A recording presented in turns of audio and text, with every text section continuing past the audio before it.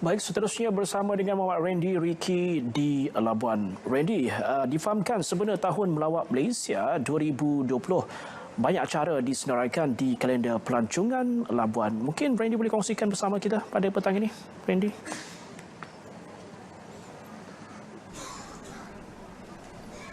Ya, kami ada banyak acara pelancongan menarik menanti pengunjung tempatan dan luar negara.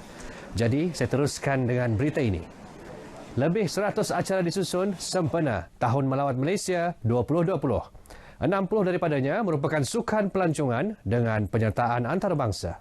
Ketua Pegawai Eksekutif Perbadanan Labuan, Dr. Fari Akmal Osman berkata, peningkatan 30% kehadiran pelancong disasar dengan tumpuan 3 aspek penting.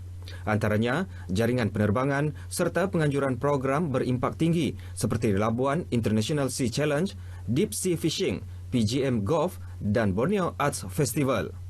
Yang seterusnya kita akan bangunkan produk-produk Labuan yang baru macam Geopark.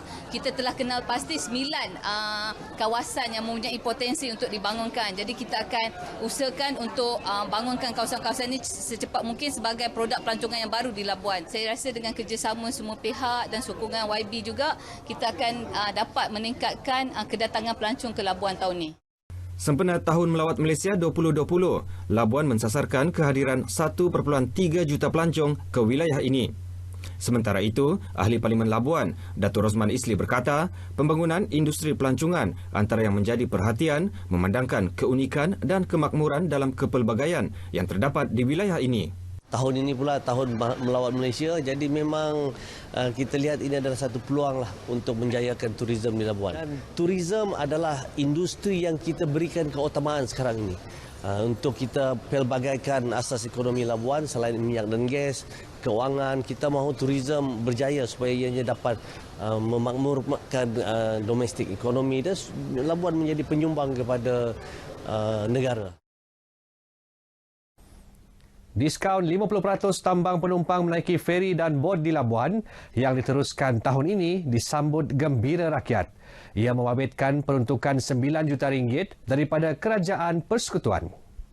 Menurut Perbadanan Labuan, diskaun tersebut hanya ditawarkan kepada penumpang warga negara Malaysia sahaja yang menggunakan perkhidmatan feri kenderaan dan feri ekspres serta bot laju.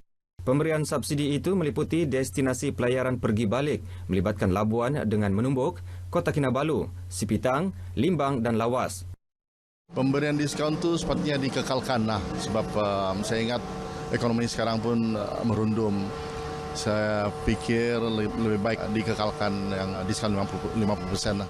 Ia amat memudahkan bagi rakyat di Labuan ataupun penumpang-penumpang yang mengikuti bot ni lah. Ia lebih mengurangkan dan meringankan beban kepada rakyat.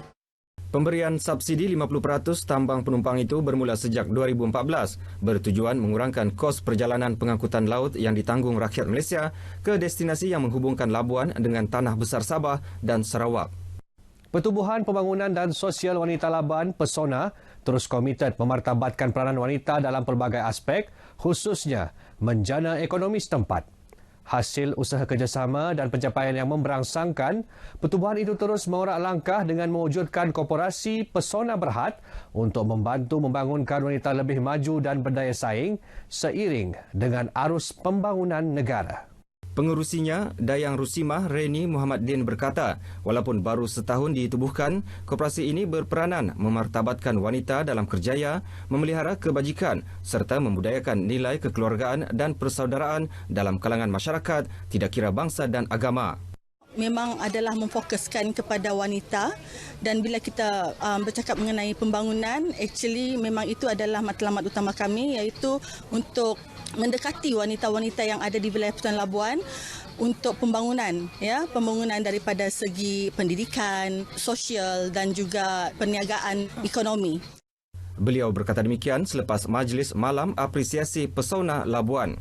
Sehingga kini keahlian pertubuhan itu telah mencapai lebih 50 orang.